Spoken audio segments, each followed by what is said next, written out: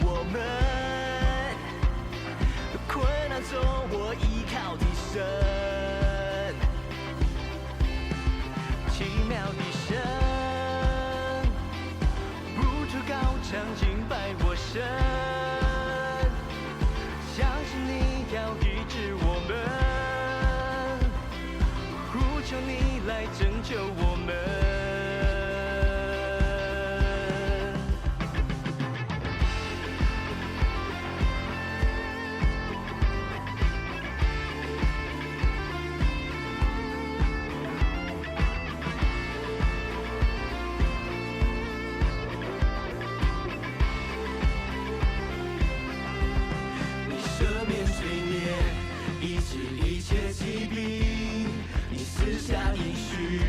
叫我们的痊愈，你战胜死亡，你践踏仇敌，你掌权在全地。伟大的神，创造天地万物的神，风浪之中保守我们。我依靠的神，奇妙的神，不住高唱敬拜我神，相信你要医治我们，呼求你来拯救我们。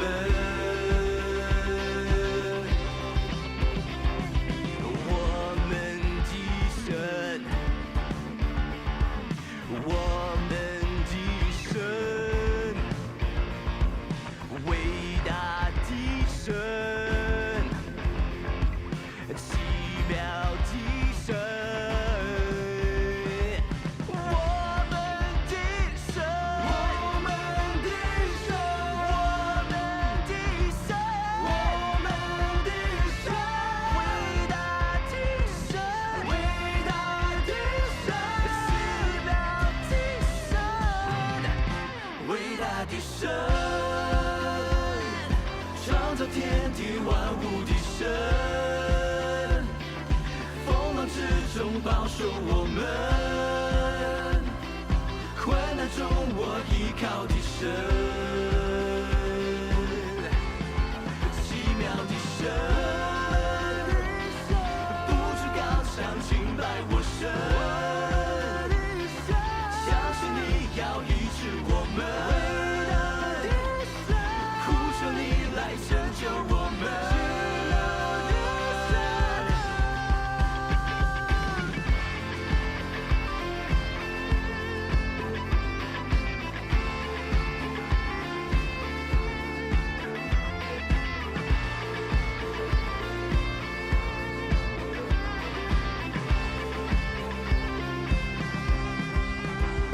兄姐平安。礼拜就要开始，请大家预备心。提醒大家把手机关机，或者是调成飞行模式。好。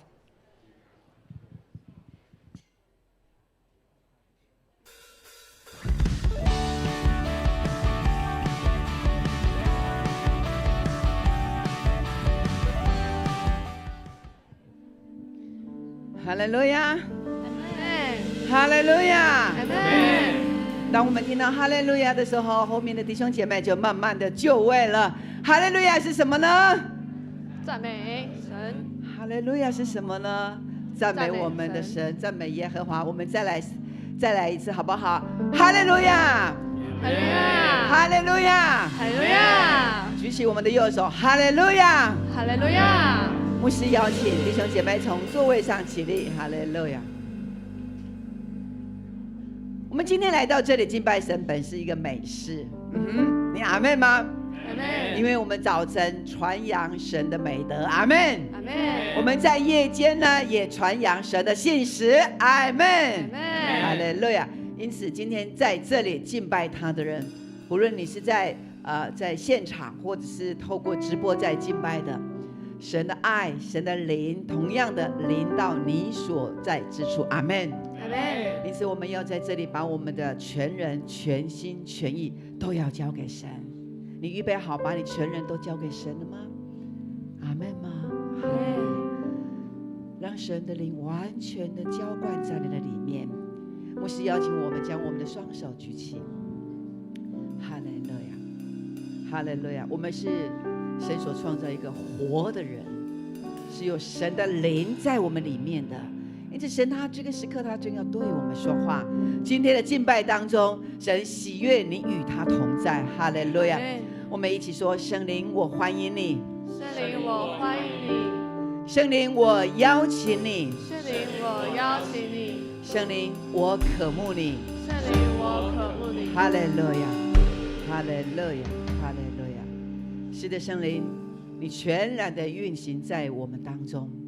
圣灵，当你浇灌下来的时候，旷野要如同肥田，肥田要如同树林一样。主啊，是的，那丰沛的就在我们当中，那兴盛就在我们所有敬拜你的人当中。因为主你说我们是归属于你的，基督在这万物当中，是的，神透过基督万物都归于你，本于你，我们也归于基督。哈利路亚，哈利路亚，哈利路亚。这个时候我们要来攻读神的话语，使徒信经，你预备好了吗？哈利路亚，我们一起来，请。我信上帝全能的父，创造天地的主。我信我主耶稣基督，上帝的独生子，因圣灵感孕，由童贞女玛利亚所生，在本丢彼拉多手下受难，被钉十字架，受死，埋葬，降在阴间。第3天从死人中复活，升天，坐在全能父上帝的右边，将来必从那里降临，审判活人死人。我信圣灵，我信圣而公之教会，我信圣徒相通，我信罪得赦免，我信身体的复活，我信永生。阿们！感谢主。今天我们的生命更新营的学员都参与在我们的敬拜当中，好吗？我们再次用掌声热烈欢迎他们。哈利路亚，哈利路亚！感谢主，你们是尊贵的，你们是被神所尊荣的。所以弟兄姐妹们，你也跟旁边的你跟他说，我要与你一同用跳舞来敬拜神。哈利路亚！把掌声归给神。哈利路亚！哈利路亚！今天早晨我们一起来宣告，耶和华是我们的力量，我们心里依靠他就得帮助。阿们！邀请大家能够开启我们的心，用我们的信心、用我们的喜乐的心来歌唱。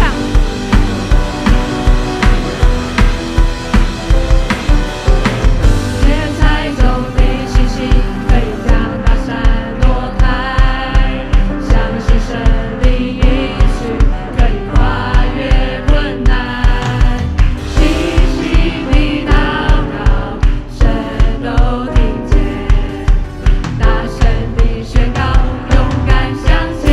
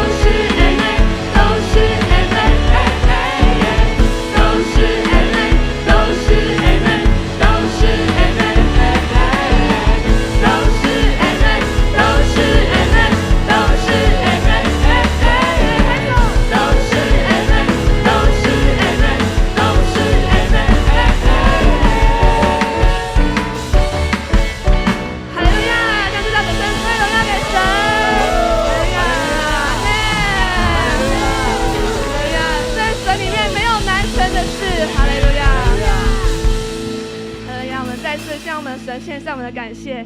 谢谢神，你给我们平安；谢谢神，你赐给我们同在；谢谢神，你给我们圣灵，所以我们没有难得的事，让我们里面大有盼望。阿们。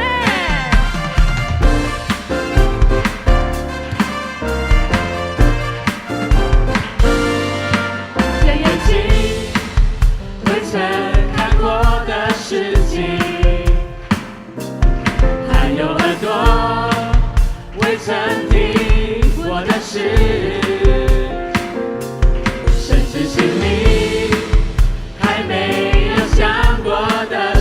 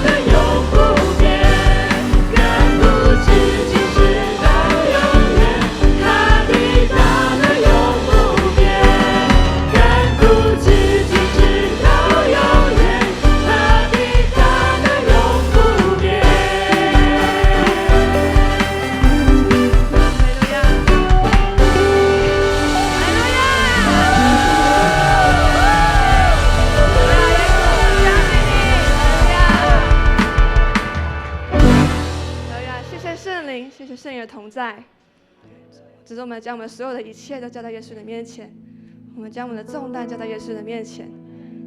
因为你是赐平安的神，在你里面我们可以刚强壮胆，永不惧怕。阿们。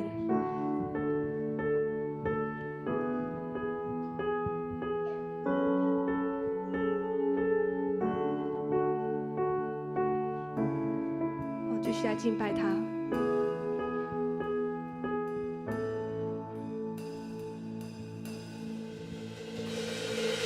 是我的牧者唯一所需，在每个季节你爱引领，你是供应着的神君王，你是我力量泉源。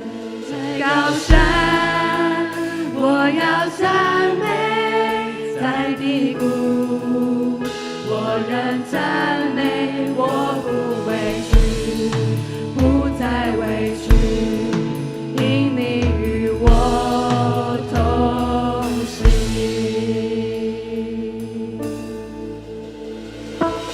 在你的面前摆设筵席，有你的同在，我不怕遭害，恩惠与慈爱跟随着我，从今日直到永远。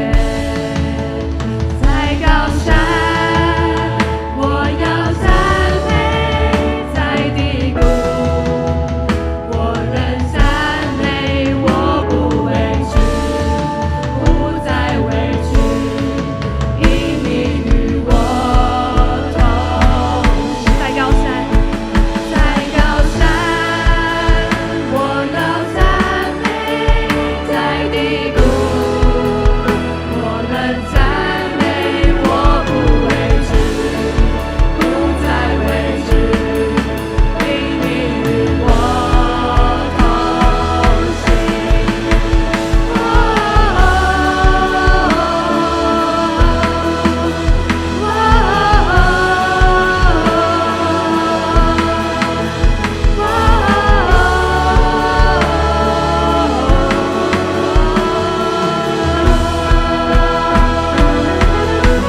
我不被埋怨，我不被埋怨，在你同在里，祝福已降临，超乎所求，求生命能高我，求生命能高我。在你同在里，祝福已降临，超乎所求。God, you're so good to me. God, you're so good to me. God, you're so good to me. God, you're so good. God, you're so good.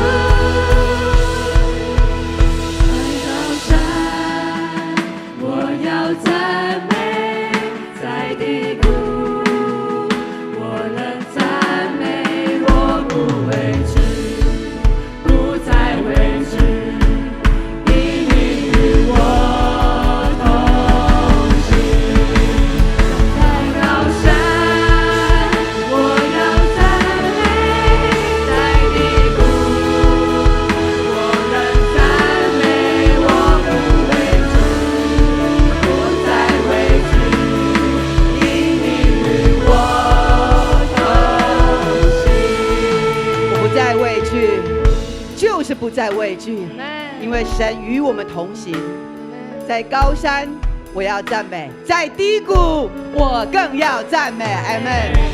当我们赞美的时候，我们口唱心和的，我们举起我们的手，就是在向天向地在宣誓，宣告我们的神要因着我们所唱出来的所有的话语，都要宣告得成就。阿们。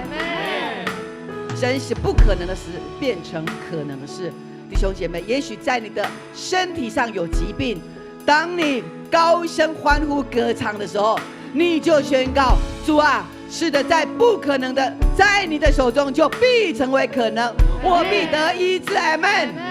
哈利路亚！不论在任何的处境，我们都要大声的赞美他。弟兄你们，在这个时刻，我们赞美，然后我们祷告，因为祷告就是神赐给我们基督徒的权柄，那个权柄是可以挪退所有的难处在我们当中，一切的拦阻都要因着我们祷告来挪开。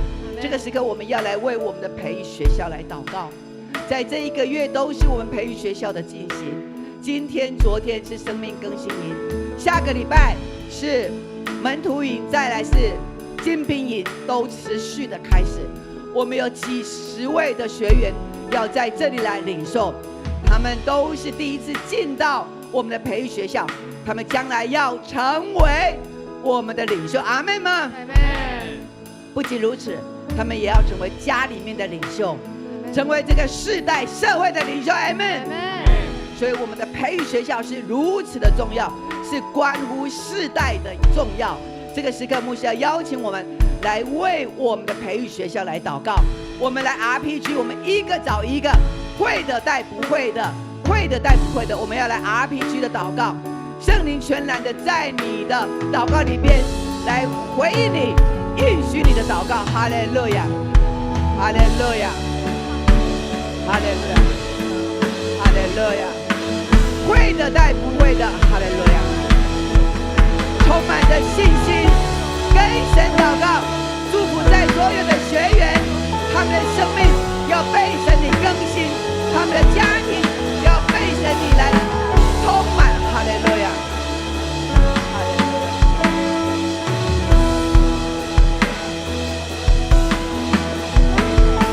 哈利路亚，哈利路亚，哈利路亚，哈利路亚，哈利路亚，哈利路亚。我们没有孤单的人，我们是合一的，在主的里面，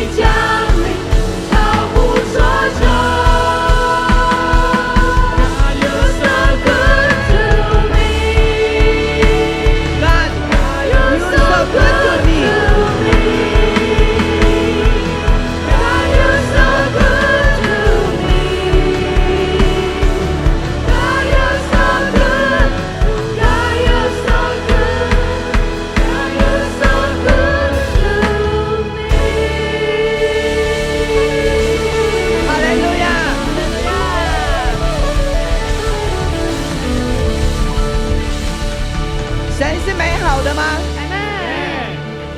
神对你是美好的吗？那在你生命的低谷，还有什么好怕的？神对我们都是美好的。你跟旁边的，你跟他说，神最爱你了。神最爱你了。举起你的手，神也超爱我的。神也超爱我的。哈利路亚。神他看着我们，每一个人都是那闪闪发光的钻石。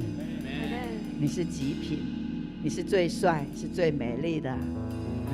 我们在敬拜当中，那歌声，天使都在这里环绕着我们，所以那个敬拜，那个赞美是如此的美好。阿们吗？哈利路亚！因为神他的爱就在你这里，神他说他要与你同行。阿们，阿们，哈利路亚！我们再一次将热烈的掌声归给神。哈利路亚，哈利路亚，哈利路亚，哈利路亚，哈利路亚，哈利路亚，哈利路亚。我要赞美在低谷，我仍赞美。请尽你的全力来赞美他。不再畏惧，因你与我。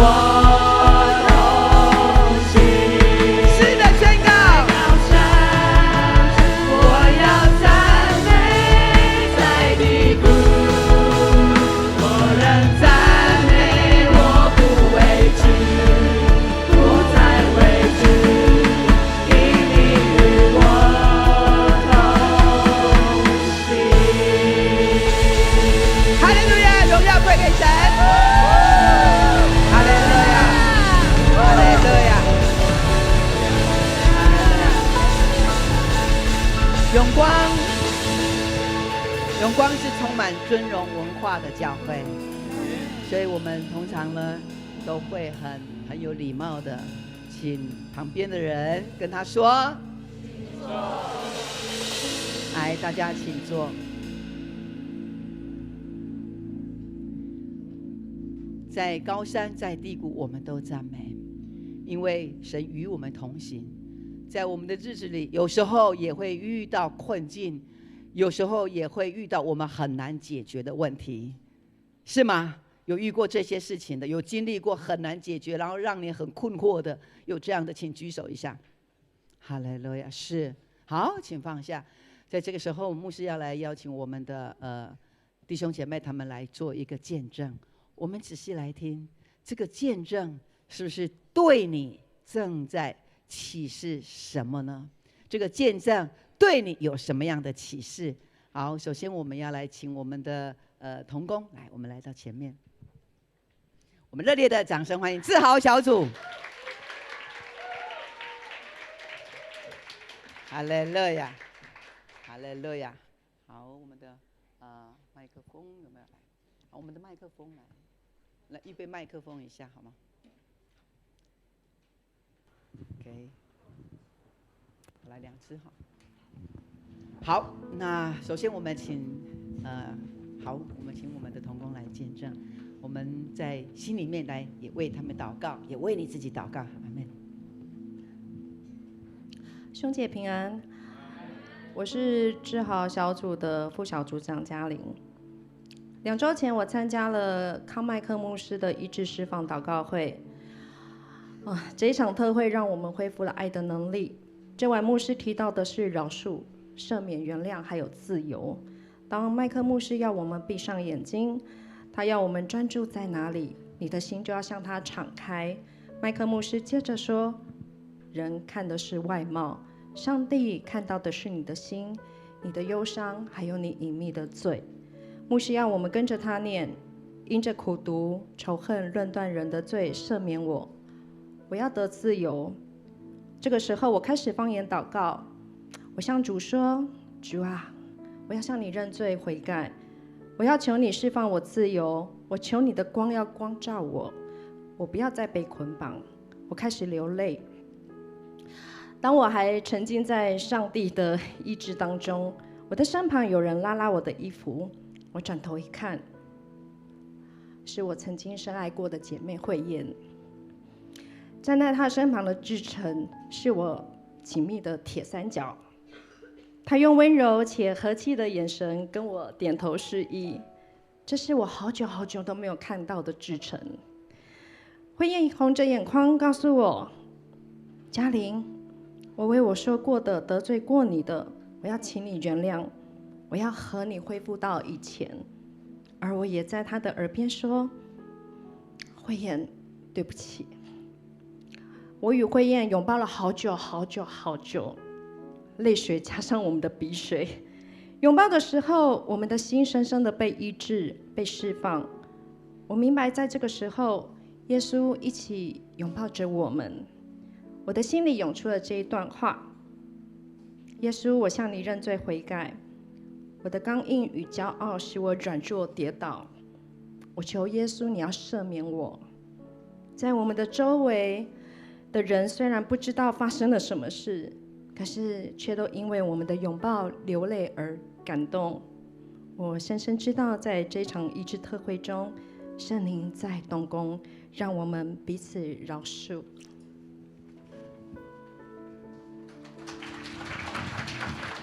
兄姐们平安，我是慧燕小组的慧燕。曾经我和嘉玲是好朋友，但是因为我无心说的话，让她很伤心很难过。我们也曾沟通数次，但是无法解开我们心中的那个结。这长达2年的时间，我也封闭自己的心，想要放弃这个友谊。这一次参加医治特会，我闭着眼睛专心祷告。圣灵对我说，他要帮我们处理这段关系。我跟神认错，因为我也为我说的话道歉，求主饶恕我、释放我、拯救我。我也听见圣灵说去嘉玲，于是我就心里很害怕。当我张开眼睛的时候，我转头看见志成，我就拉着他陪我去拥抱嘉玲。当我看到嘉玲的时候，我拍拍他，并且跟他说：“我可以抱你一下吗？”当我们拥抱的时候，我感觉我们的重担都脱落了，已经被神原谅，我们也得自由。那时候很想把他抱起来转圈圈。感谢主，神的灵医好伤心的人，叫被掳的得释放，被囚的出监狱。感谢神，让我们在主里可以和好和睦，继续当好朋友。荣耀归给神，阿们。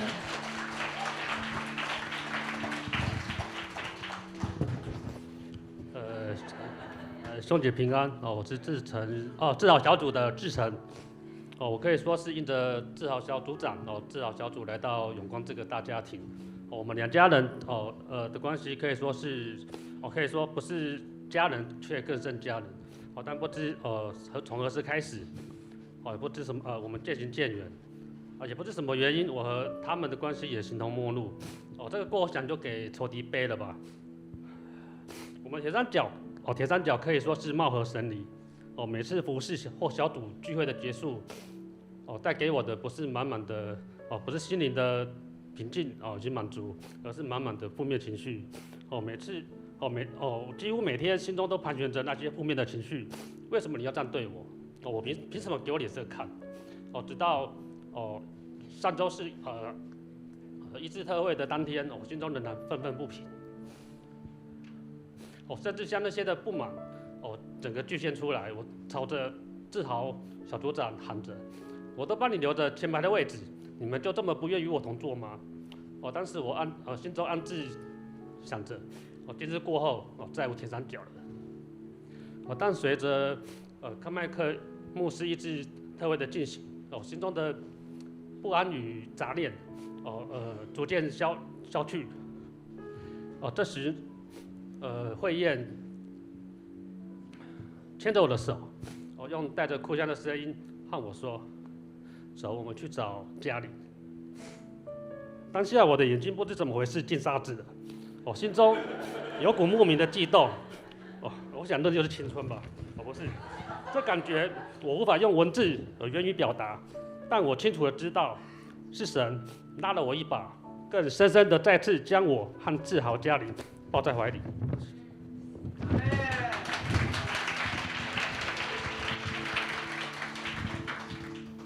各位兄姐平安，我是志豪小组的小组长志豪。感谢主，让我们的铁三角可以同心，一起见证基督饶恕的大能。当小组长最大的成长，就是要自己更新转换。我爱我的组员们，当然我更看重铁三角的合一，因为这是牧师一直教导我们核心价值。同工不同意见，透过沟通、尊荣及祷告，我们总是可以持续喜乐的服侍。但当同工遇到关系的低谷时，真的是很痛苦。不是什么大事，也就只是一个对话的误解，仇敌就趁虚而入。我在这一年哭也好，哀叹也好，一边是我的弟兄，一边是我的太太。我一直祷告，求神让我铁三角可以恢复到以前合一喜乐的关系。在这过程当中，征战让我学习更多的等候，而不是放弃服侍神。上周四，我带着组员参加开麦克牧师的医治特会，讲师要我们到台前来领受医治祷告，我拉着我的副小组长一起和我到台前领受，他却拒绝了我，我只好自己到台前。我内心不断地向神说，今天我一定要被医治。我闭着眼睛不断地重复说，我的渴慕让我的期待，讲师康牧师为别人祷告，我也想要有这样的一个机会。当我眼睛睁开的时候，我的讲师就从我的面前离开了。我心想，怎么可以跳过我呢？我已经站很久了。瞬间，他又回头朝着我走过来，并用他的手按住我的额头。这个时候，我感觉到先前一直被石头沉重压住的心，突然间整个轻松起来，而倒在地上。我感受压力全然被释放，而且还有平安。过了几分钟，我站了起来，我回到永光的座位区，眼前竟看到慧燕小组长抱着我的嘉玲，而志成也在他们两个身边祷告。我在想，怎么可能？当下我既惊讶又兴奋，真的是还好我们有参加了这个特会。神是如此看重我们的顺服，竟让我们的铁三角的关系，我们两对夫妻勇敢谦卑，彼此饶恕。当下在基督里体会到，我们是有罪的，是软弱的，我们是如此的需要基督的赦免。我们深爱着同工，感谢神，让我们志豪小组再一次做的美好的见证。同时也要谢谢两位牧师的陪伴，我们还有陪伴嘉玲。最后，我奉主名宣告，永光是神恩宠的教会，志豪小组饶恕医治的恩典也会发生在每一个小组以及家人的身上。阿们。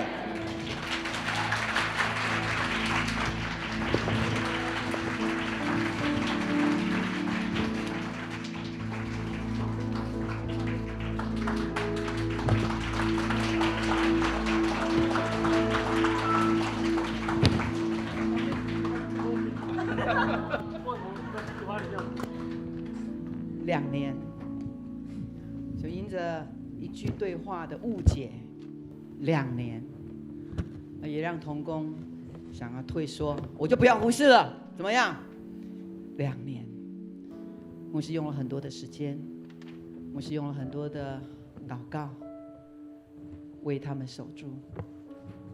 我们就一直等候，等候。但是神真是使不可能的事变成可能的事，阿们。所以弟兄姐妹们，这是一个真实的见证在我们当中。如果你跟哪一个同工，你跟你的组员，跟谁关系不好，跟你的家人关系不好，我们知道在基督里必要成为和平，阿们。所以你不是被遗弃的，你也不是被忽略的。大家都爱你，你也值得被爱。阿们吗？我们为志豪小组献上感谢，哈利路亚，哈利路亚！再一次的谢谢他们为我们做这美好的见证，阿们，阿们。谢谢。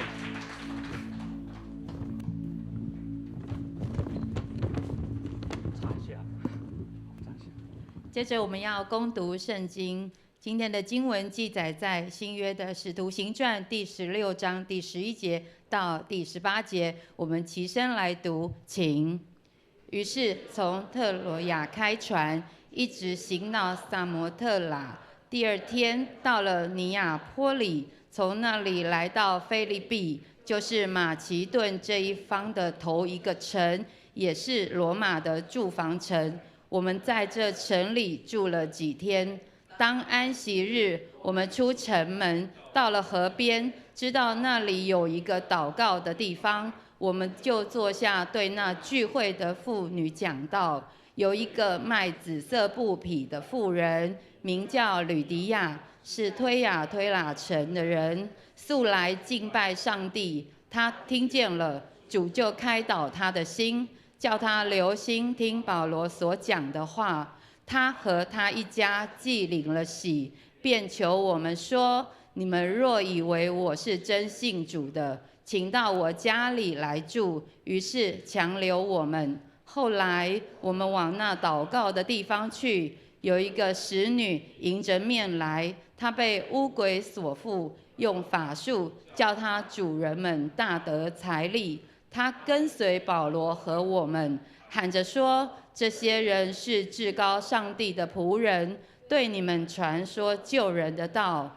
他一连多日这样喊叫，保罗就心中厌烦，转身对那鬼说：我奉耶稣基督的名吩咐你从他身上出来。那鬼当时就出来了。圣经读到这里，愿上帝的话成为我们随时的帮助与力量。接下来我们要邀请巴黎教会的林喜悦牧师，林牧师今天是代表圣经新竹圣经学院来请安跟讲道。今天他要讲到的题目是跟随圣灵的引导，请。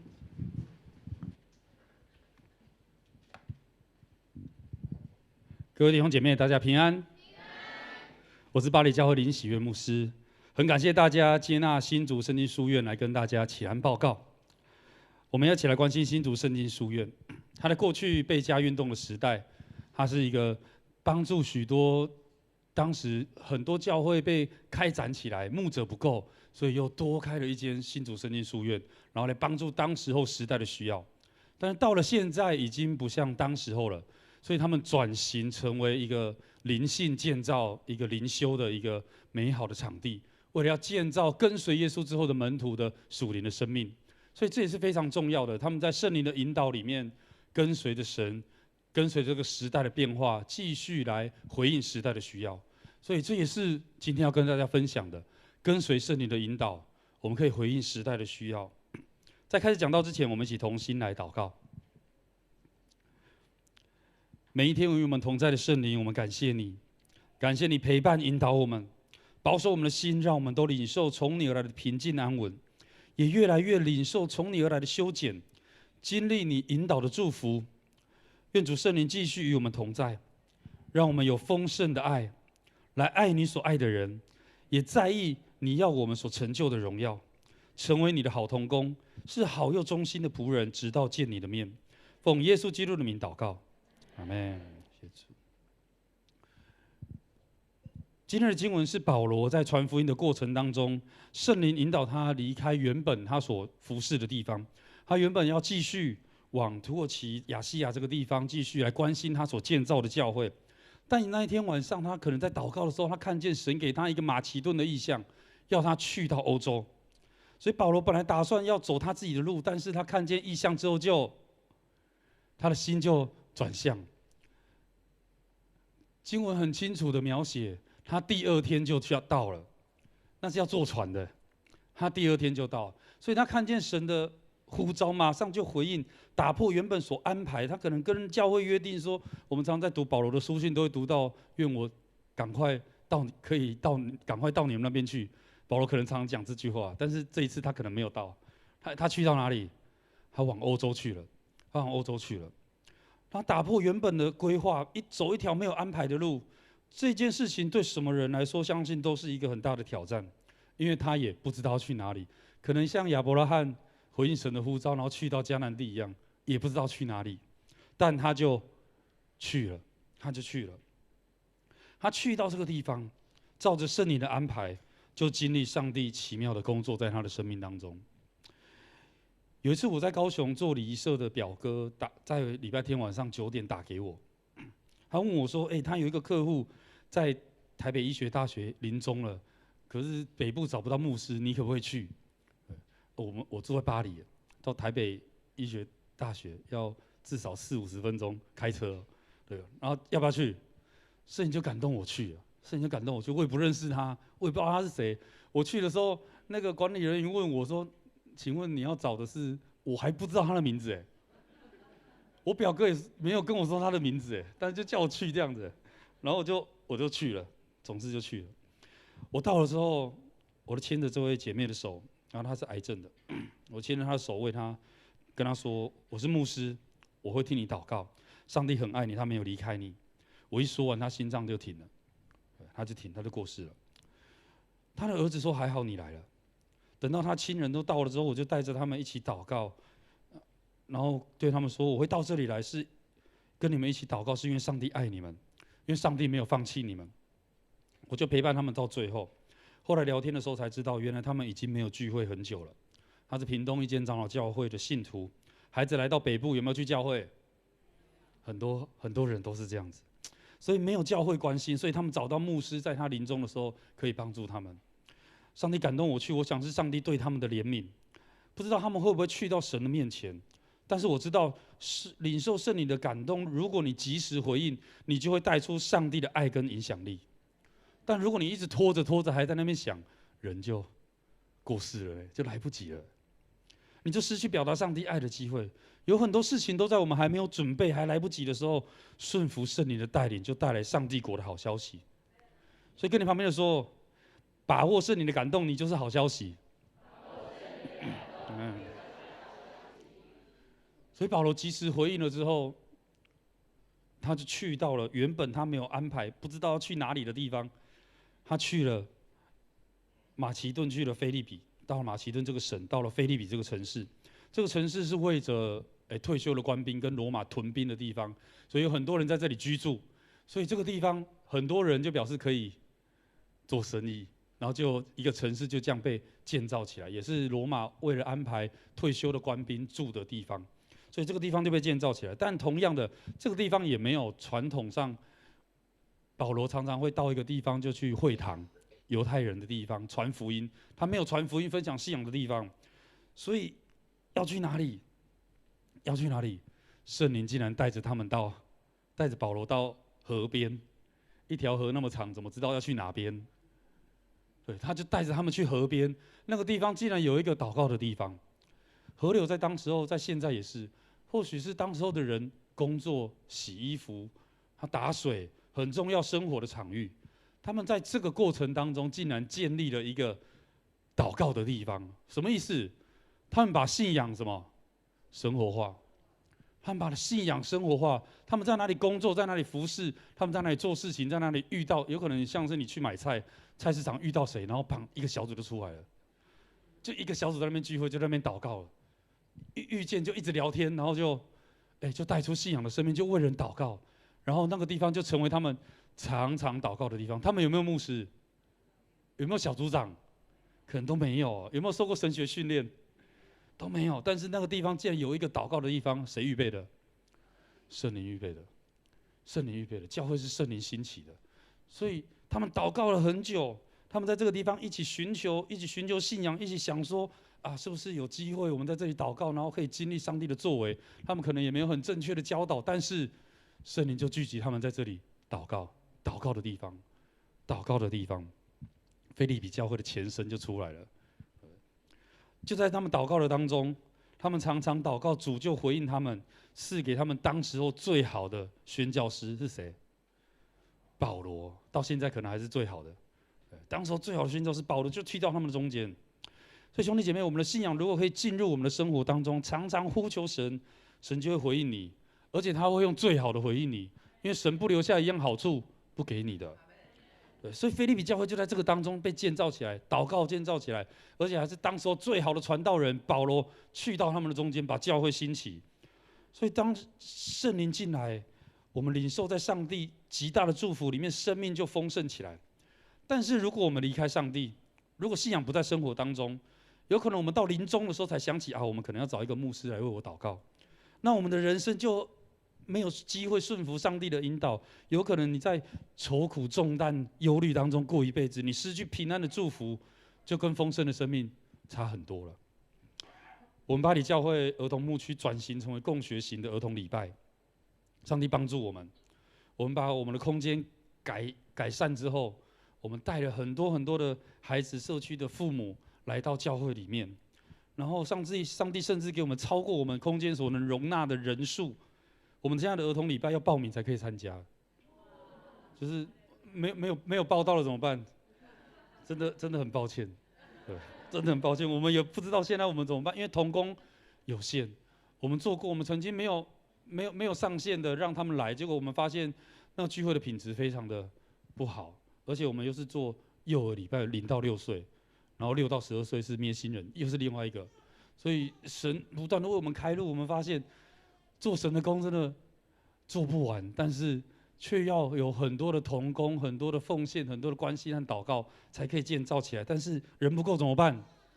祷告，祷告之后，就神竟然带给我们非常奇妙的工作。我们的家长有的时候邀请他们，可不可以一起服侍？就上帝给我们最好，我们可能需要有剪影片的，然后他就在早上的活动过程结束之后，中午吃饭嘛。然后他影片就做好了，超级快。他是在接案子的，他非常专业。他可能在拍的时候就已经想好，他要整个影片的架构都已经设计好了。然后还有一个同工，我们邀请他起来当共学的老师，他是社工，他会插花。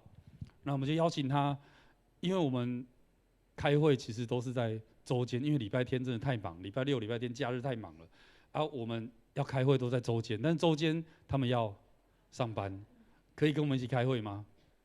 他竟然为了跟我们开会请假，他请礼拜一的假，然后通常人家请礼拜一都是6日1要出去玩嘛，他请礼拜一的假，礼拜天来参加我们活动，然后礼拜一来跟我们同工一起开会。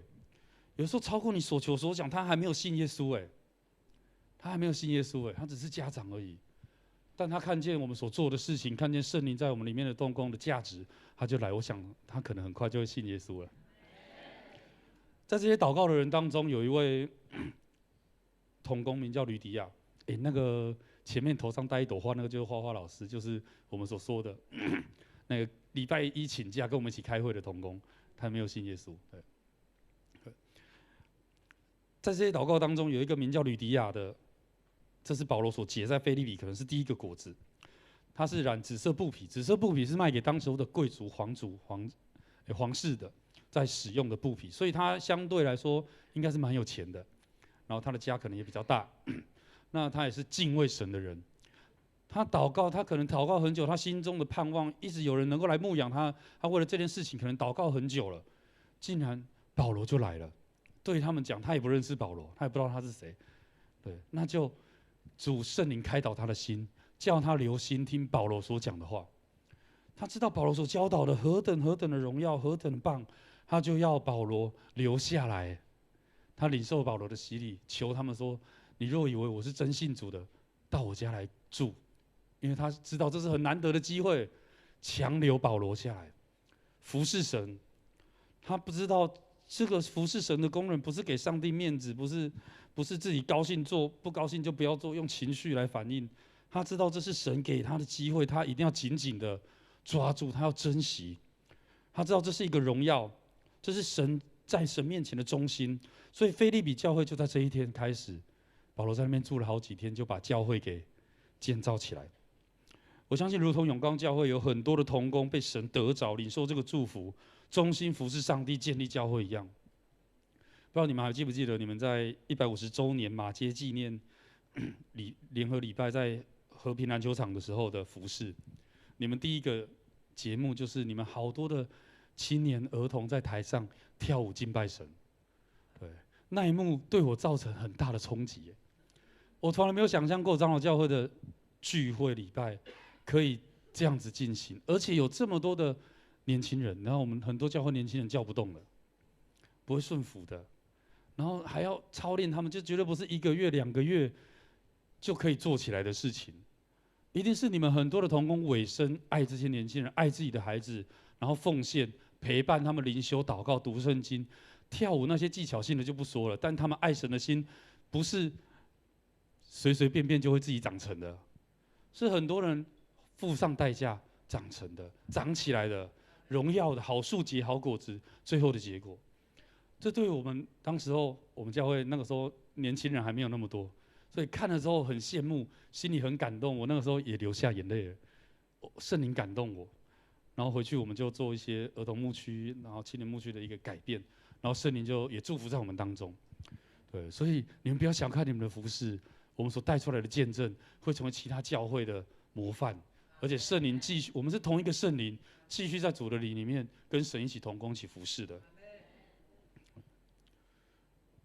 所以领受了上帝的祝福之后，教会被建造起来，会遇到什么问题？撒旦也在动工，圣灵在动工，撒旦也在动工，他会抓紧我们任何一切的破口，有机会他就要攻击我们。所以当时候他传福音，保罗传福音，在这里传福音，就突然有一个使女，可能他也不认识他，但是他就是被鬼附的，但是他会算命，他的主人因着他的算命的这个能力赚了很多钱，很多人可能会找他问事情，可能股票买哪一支啊，乐透怎么买啊，我这个投资会不会赚钱啊，这样会不会好？然后那个使女就帮助很多的人，所以应该是小有名气，但这一个人就跟着保罗他们，不断的喊着说，这些人是至高神的仆人，他们对人说救人的道理，好像讲了他跟他们同一国的一样，他也是至高神的仆人这样，他会混乱当时候的人跟随神的心。要知道教会才刚建造起来而已，可能小组而已，教会才刚建造起来，他要误导人的心，而且他打扰聚会，让人没有办法专心听保罗的教导，让人觉得不知道要听谁的，他的还是他的，这样，所以会带来影响。保罗1连多日让他这样子喊叫，保罗做事情是很果断的吧？他听到马其顿的意象，隔天、第2天他就到了，他很果断结果这个被撒旦所附的人，他知道他里面有邪灵，我相信保罗一定是知道的。他竟然让他叫好多天他就让他一直叫，一直打扰聚会好多天什么原因？直到保罗心里厌烦了，他才转身对那鬼说：“我奉耶稣基督的名吩咐你从他身上出来。”我想这是神的心，因为当这一个鬼离开了之后，这个使女就失去了算命的能力，那他就不能帮他的主人赚钱。我们知道后来的经文就是那个主人就去攻击教会，然后保罗就被抓了。教会刚被建造起来的时候，保罗就被抓了，那教会就怎么办？所以1连多日，有的时候，或许神让一些不顺利的事情在你的身边，1连多日，或许是要等候那个时间还没有到。保罗也知道神的时间可能还没有到，所以他并不以自己的血气来回应，很吵，他就马上奉耶稣的命令他离开，而是他等候神的心意，他等候圣灵在他里面动工，他才做。我的母会有一位长老娘的爸爸，他在临终的时候受洗。这一位父亲他是开神坛的，他家里有30几尊的偶像，但是他后来来到教会信了耶稣之后，然后过世了，已经没有办法再服侍这家里的那一堆的偶像。这位长老娘的大姐是国小的校长，他们家里的事情都是大姐说了算，她很希望可以为家里除偶像。但是父亲过世了，也没有交代要怎么处理。然后家里的偶像这么多，他的大姐也不可能常常回到这个地方，他很希望他的家能够分别为圣，所以就一直在烦恼，一直祷告，到底要怎么办？我们知道鼓励人家除偶像容易吗？会不会有很多的挑战？这就是这个时代我们的挑战。很多人没有信主，还没有受洗，都是因为神主牌位，因为他觉得他要服侍他的祖先，他觉得那是孝顺。所以有很多的拦阻在这个当中，但是我们就不停的祷告。结果这位校长啊，他后来就想说，这个还是要处理，那他就去问了民间人士，要怎么处理那些偶像。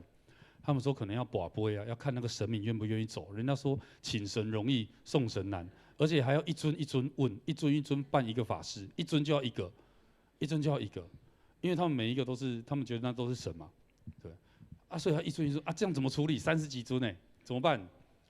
问得完吗？到最后那个民间人士就跟他讲说啊，你老妹你如果要比较简单的处理哦，比较省事的，你就去找基督教了。你就去找基督教，那个校长傻眼，对啊，这个结果就是什么？祷告很久，教会所希望神带领的结果，对，他就真的按照基督教的方式，然后来处理他家里所有的偶像。但是你知道，我们基督教过去在处理偶像的时候，有的时候会比较直接，可能把神明拿下来，然后就把它劈成几块小小的，然后就收起来烧掉，或是怎么样。那在这些在民间人士的眼中都是非常的残忍血腥吧，或许吧，对，好像我们在杀那个偶像，对，所以过去就会造成民间信仰对基督教有很大的一个反感，对，有位叶明翰牧师，他过去也是算命仙，他后来成为牧师，他也是新竹圣经书院毕业出来服侍的，他现在已经过世了，他鼓励我们在除偶像的时候。也可以做一个，因为他们把神明请过来都是有开光点眼嘛。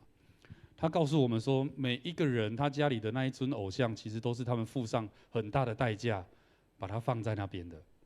他们可能要去庙里，然后去跋杯，看神明愿不愿意来他们家。愿意的话，他就去买一尊，然后放在那个庙的右边的那一间房间，然后放了半年或是1年，他们要当神学生啊，学习那个神怎么办事，放在那边一段时间之后，时间到了，他们再看日期，然后办法会有500万的、50万的、5万的，就看你要怎么办，然后就入神。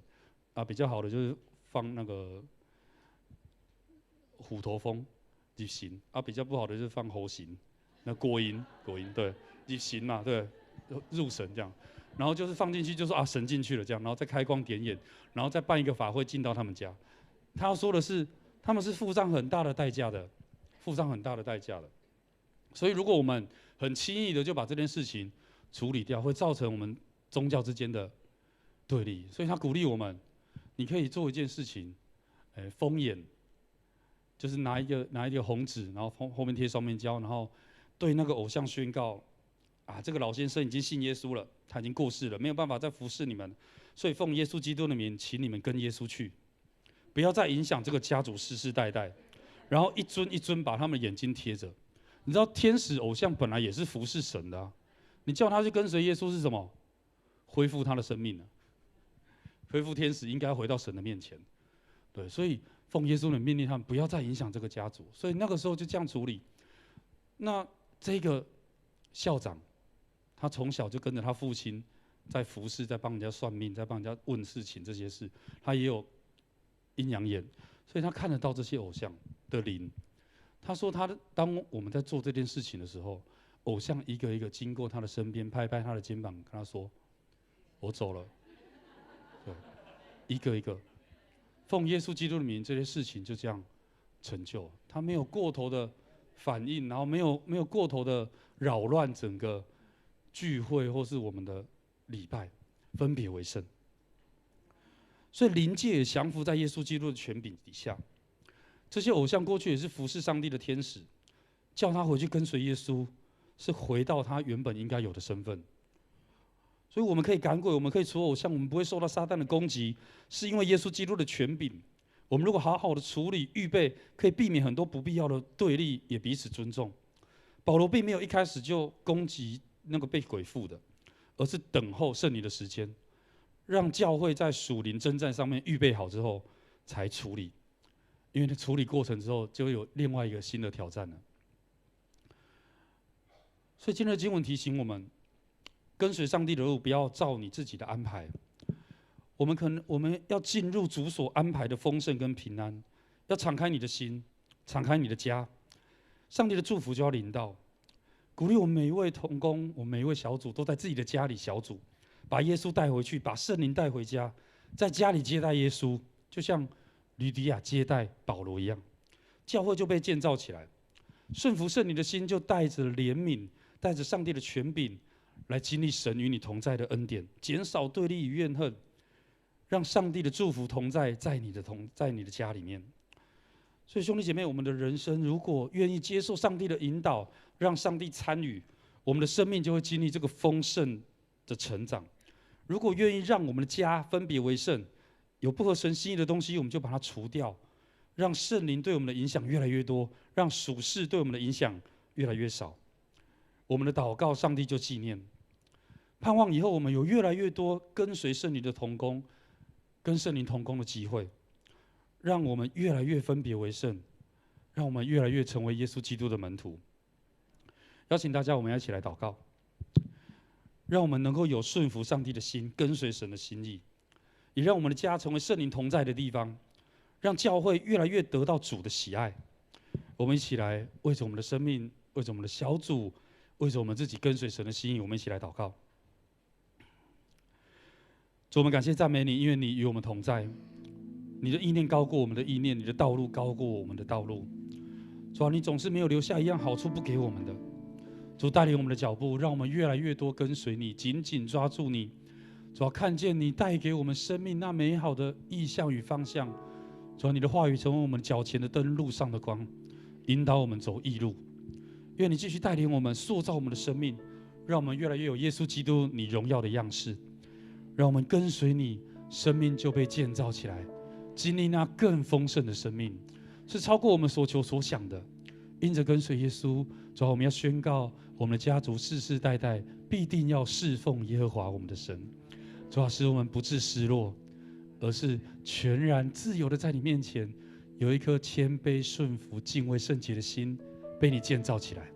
圣灵，我们感谢赞美你，将我们今天所领受的献上在你的面前，愿你来掌权，愿你来引导我们的心，让我们越来越爱你。祷告奉耶稣基督永远得胜的名，阿们。谢谢主。最后，新竹圣经书院有5分钟的一个启南报告的影片，我们一起来欣赏。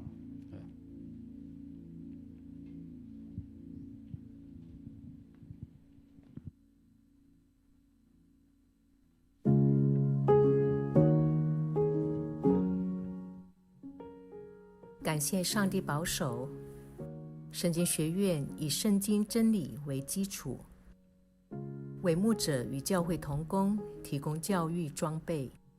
我们的课程帮助弟兄姐妹经历医治和成长。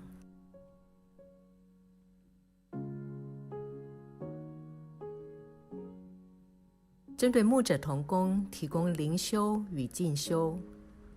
传道人平常都非常忙碌的服事，因此更需要进修。主圣设计多元课程，包括圣经诠释、讲道、牧养关顾、宣道、牧者的自我认识和灵命成长。透过讲师与学员的互动，帮助牧者们重新得着火热心志，忠心回应上帝所托付的使命。针对信徒和上帝的关系，学院借着不同的基督教灵性课程和工作坊的设计，深化丰富灵命的旅程。例如，举办生态灵修体验营，我们邀请英国的 Bookless 教授带领我们探讨后疫情时代如何关心上帝所创造的美好世界。我们举办第1届基督教教育博览会，主题是重返福音现场。在当代基督教艺术工作坊，邀请基督徒艺术家分享在日常中用艺术表现信仰的敬虔，借着规划4个艺术类型的展览空间，引领与会者重返福音现场，与自己对话，完成一幅心灵艺术的信仰展演。牧者高峰会，我们邀请牧长们在高峰路上相会，将牧养作为一趟门训旅程，就会发现陪伴对象越多，所需要的策略也越多。在这个不断变动的时代，第一线的牧养与信仰教育者必然都努力寻找与尝试各种方法和工具，期待能够更有系统、更有深度的服事。针对教会需要，我们设计各种深度灵性课程和工作坊，并负责课程的内容带领与专讲。欢迎有需要协助的教会或机构，将您们的期待告诉我们，一起来规划培育课程和活动，透过具体的服务，迈向愿你旨意在地，在我们的教会机构如同在天的祷词。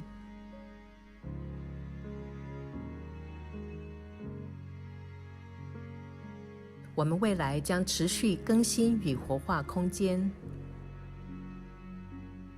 逐步改善原有的建筑物，让它们符合现代化，而且更具有信仰意涵的空间，使基督教信仰的生命之美具体落实于硬体设施之中。疫情后，已有更多兄姐莅临，使用学院各种空间举办活动和食宿。学院餐厅提供当季各种蔬食，让每位上帝儿女同桌共餐，同享主恩典。邀请您在清晨漫步于校园，亲身感受阳光的照耀，大地的青翠，绽放的花朵，体验造物主的美好创造。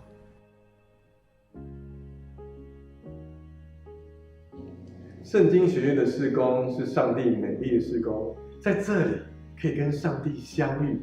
邀请你跟我一起用奉献来支持圣经学院的事工，继续为圣经学院关心代祷奉献。感谢。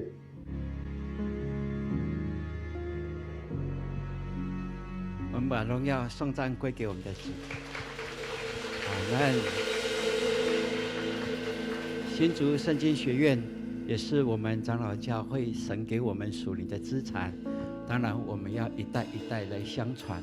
我相信借着祷告，借着祝福，借着奉献，我们都能够参与在这其中，这是你我可以做的。所以今天我们有感动，就要可以预备，等一下在奉献上摆上我们的心力。好，我们这时候我们请起立，我们一起透过这首诗歌来回应神的话语。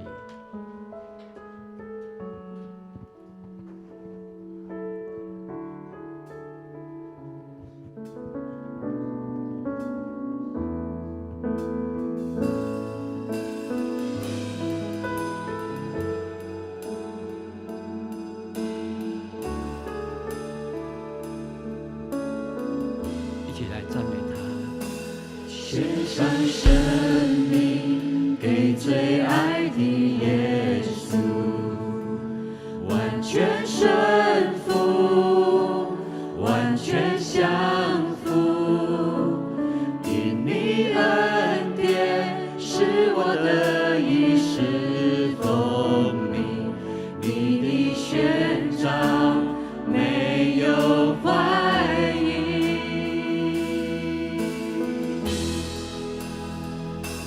献上生命给最爱的耶稣，完全顺服，完全降服，因你恩典是我的一世风靡，你的宣召没有怀疑。我的生命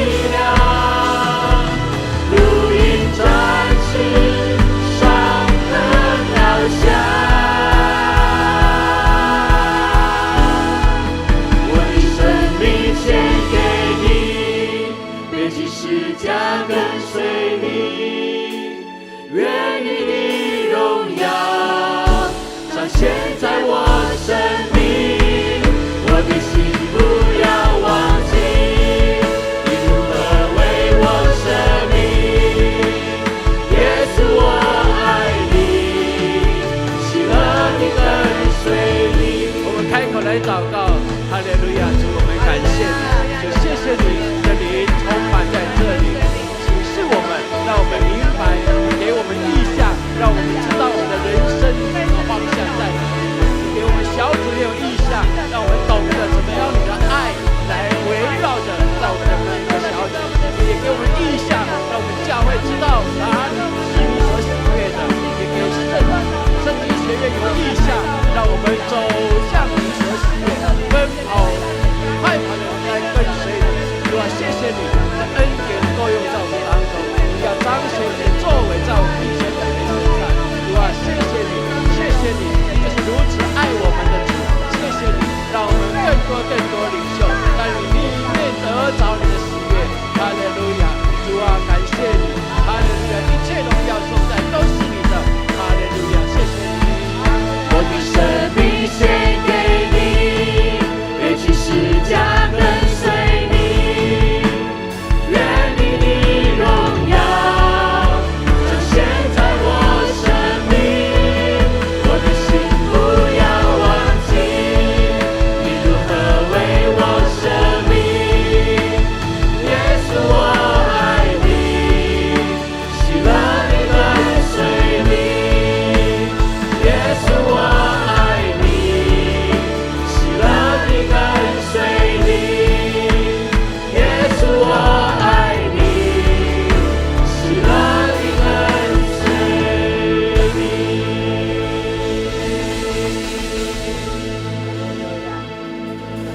主，我们感谢你，我们爱是因你先爱我们。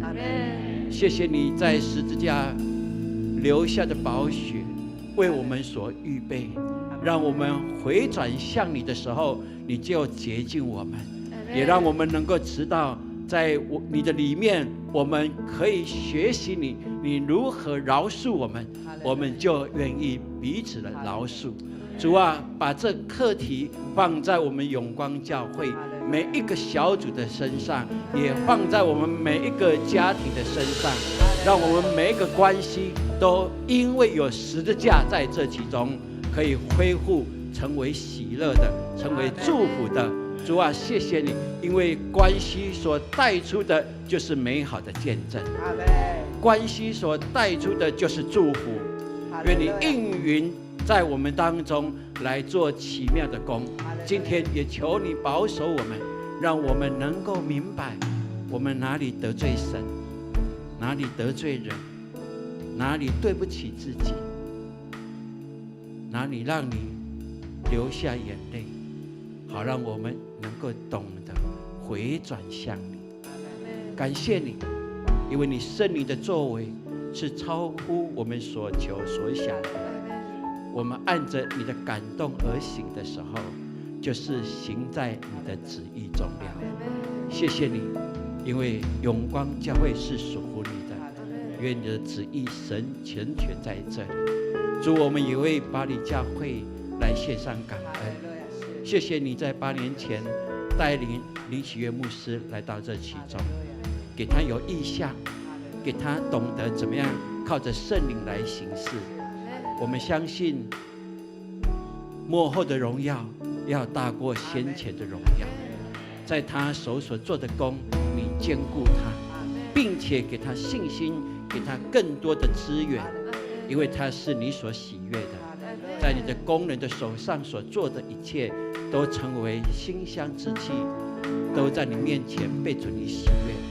祝福你牧师，祝福巴黎教会，让他成为众教会的祝福，也成为台湾甚至是世界的祝福。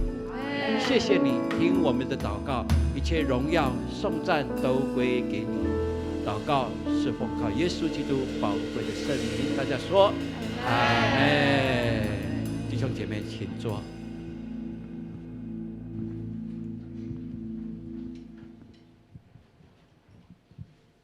接着我们要来奉献，奉献是回应上帝的爱以及信心的行动。今天是新竹圣经学院的奉献主日，要提醒大家，我们在周报里面有这个专属的奉献袋，大家凭着感动来奉献。开始奉献。今日到主施恩座前，谦卑领受生命活泉。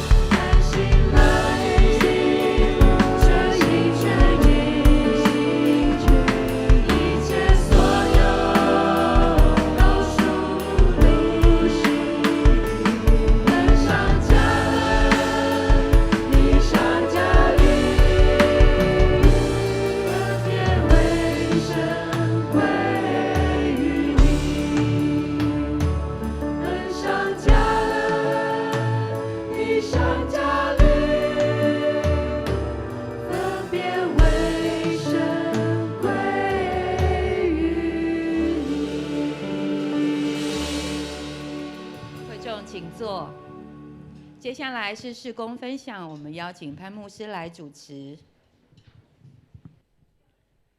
感谢神的灵在我们当中，让我们来领受到神透过林牧师在这里的话语，我们大大的得着激励帮助。阿们吗？当我们所领受到的，我们在我们的生活当中就要运用出来。感谢主。好，接下来我们要来关心教会的事工。好，这是我们的导读，本周的导读主题是公义，我们一起来念引言请。上帝是公义与正直的泉源，举凡施行公义的行为，都是彰显神的荣耀。现在已经进入9月了，我们都在抄写这个导读，那你的抄写现在有没有落掉啊？如果落掉的，不要灰心，不要放弃，继续的再把它完成。你会到最后，你完成的时候，你会领受到那是一个极大的恩赐的礼物。阿们。好，在小组里面要彼此的来鼓舞，要把它完成抄写经文。好，接下来，好，我们感谢主啊！今天呢是新竹圣经学院的日子，神也继续的祝福在这个学院当中。好，接着，好，那这是我们上个礼拜，这是什么样的喜事在我们的教会当中呢？协会的成立，那感谢主，让我们能够继续透过协会来服务我们的邻里社区。好，接着影片是不是？我们来看一下，好，这是我们的协会。神感动我们，让我们不仅在这里建立了教会，也为了让这个光能够曝光，能够让这光照在世上的人，因此神也鼓舞了我们，拣选了我们，让我们的教会能够成立协会。协会就如同光一样，要照在人的当中。阿们吗？阿们。是，所以我们今天呢，也在这里做这样的一个成立的感恩。教会是一个很特别的教会，一直以来都是非常积极的走入人群，然后与社区邻里互动。那我想要就是呼应刚刚就是潘牧师讲的话，哦，就是我自己也是基督徒，那我在当了里长之后呢，对于永光教会的做法，我更是感到很认同。那我是觉得说，如果我们要传福音，或是让更多人信主，那我们要做的不是说待在盐罐里，或是说躲在斗底下，我们要做的应该是说，在这个世界里，那发挥出属神的影响力。这么大的年轻又有活力的教会，在我们里内才是对我们里内很大的祝福。阿们。所以很感谢，因为我们一直有在跟教会合作一些活动，所以真的是能够感受到这间教会的活力。3、2、1。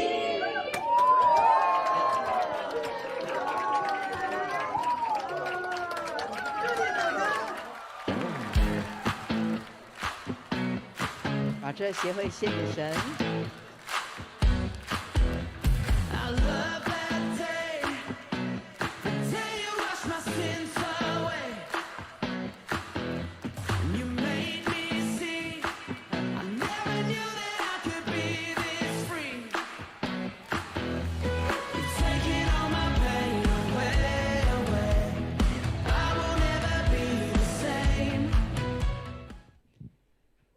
是，感谢主哈，也透过协会呢，我们现在呢跟社区的连结也越来越多。好，来接下来的消息。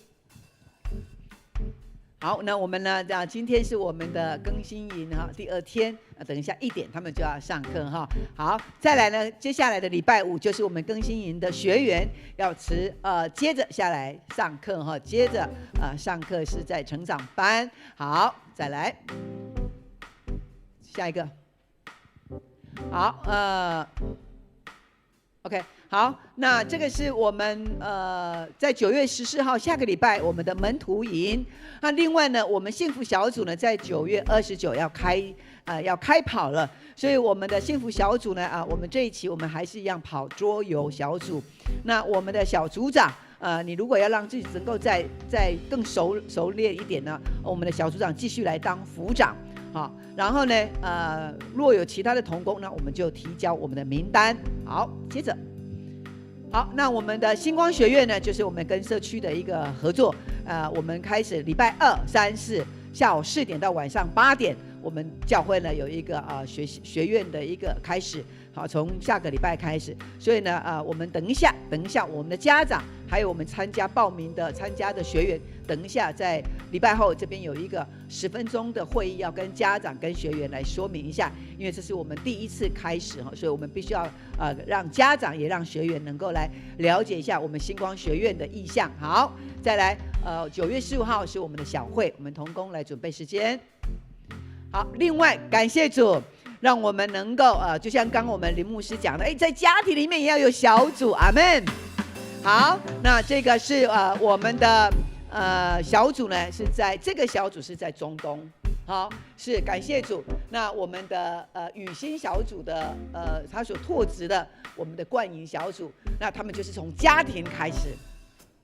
从家庭小组开始，牧师相信不只是这个家庭小组要开始，我们其他在家庭里边的都要一一的开始。我们在家庭里边就如同家教会一样，阿们吗？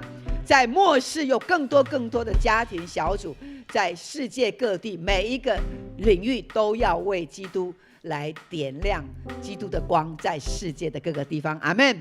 好，我们感谢主。好，另外呢，我们的圣诞手作呢，这一次呢是直觉幸福，就是做鹿角蕨。那现在我们已经报名有462位，我们只要500位，所以还差几个名额哦。好，那我们今天呢可能就会爆满了，所以呢超过500个我们就不要收了，因为呢我们现在鹿角蕨的那个小苗植物呢，我们就是要做500棵，所以多余的我们都不种了。所以呢现在呢小宝宝呢正在种植，所以呢我们赶快报名，然后呢当我们12月的时候那个小苗呢就会长大，我们就可以开始来做。所以呢今天来完成报名哈，最快哈。好，再来。好，那另外就是我们的郑信利长老的妻子周惠美长老娘蒙主恩召，所以时间呢在9月13号是在宜兰呢举行入殓跟火化礼拜。好，所以呢我们同工呢弟兄姐妹如果时间可以的，那来报名，然后我们来安排车位，我们来关心哈。好，接着呢，我们继续为我们的小鱼在英国，英国，然后在法国治疗，还有我们的丽青姐妹，以及我们病痛的弟兄姐妹，我们小组若知道，天天都为他们 RPG， 感谢主。好，再来，我们要来欢迎新朋友在我们当中。好，这一位是夏弟兄夏成宇，有在这里吗？成宇，哇，我们非常欢迎成宇，感谢主。是，上帝也祝福在成宇的身上哈。成宇是你自己来的吗？是，所以你现在是在工作，对，是，所以呢，我们非常的欢迎成宇，然后成宇呢，也可以进入到我们的小组当中，在小组里面，我们一起来爱他，来陪伴他哈。再一次热烈掌声欢迎我们的成宇，好。来，下一位呢？我们介绍佩欣，佩欣在这吗？佩欣是我们的君和所介绍的朋友，佩欣有没有在这？好，佩欣在这边，在这边，哇，感谢主带领佩欣来到我们当中，是上帝要大大祝福在我们佩欣的身上。好，接着下一位，好，我们欢迎玉安，好，是玉兰所带的朋友吗？好，有没有在这？小 baby 啊，我想说请他站起来呢。好，那个玉兰抱进来一点点，让我们看。这个是柔安的妹妹，是不是？第一次来到教会，对不对？好，我们看一下，感谢主，胖嘟嘟的，好可爱，好可爱，玉安小妹妹，几年后就可以用走的走到前面来了哈。感谢主，上帝也要祝福，在4个月而已，4个月大哈。好，那我们所介绍的新朋友呢，你们是被尊荣的，所以我们的教会呢，有预备那个我们的礼物来赠送给我们的新朋友，所以我们请我们的新朋友站起来，刚刚介绍了新朋友，然后跟着我们的迎宾同工呢，他们来接待你们。好，我们再一次热烈掌声。欢迎他们每一周都来跟我们一起敬拜神。好，邀请弟兄姐妹从座位上起立，我们用这一首诗歌，我们要彼此来祝福。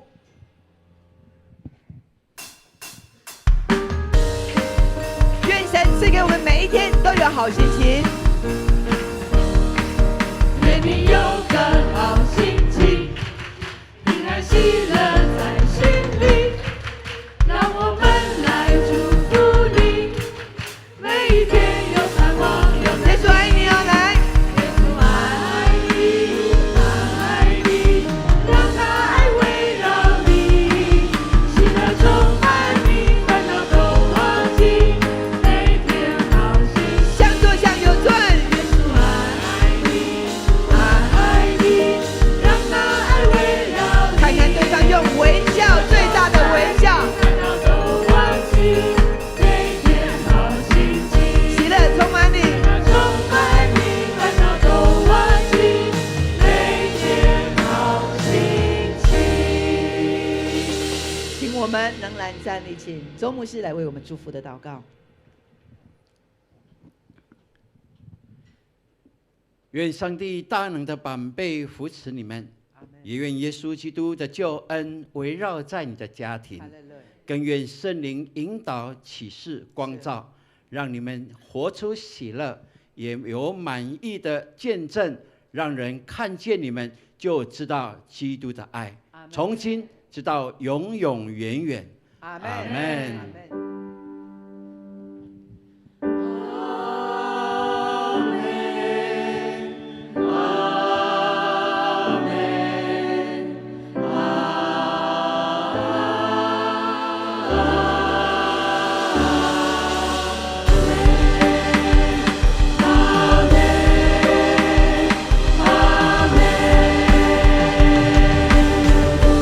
你让我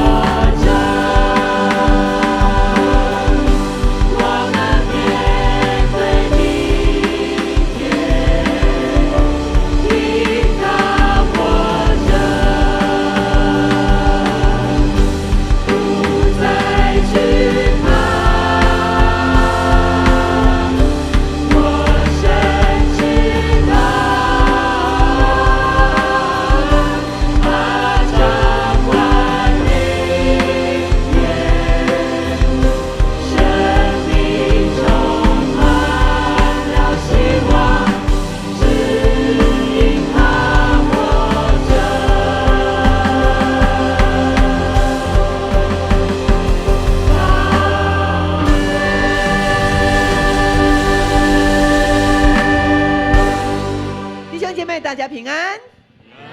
上帝祝福我们，下个礼拜见，大家请坐。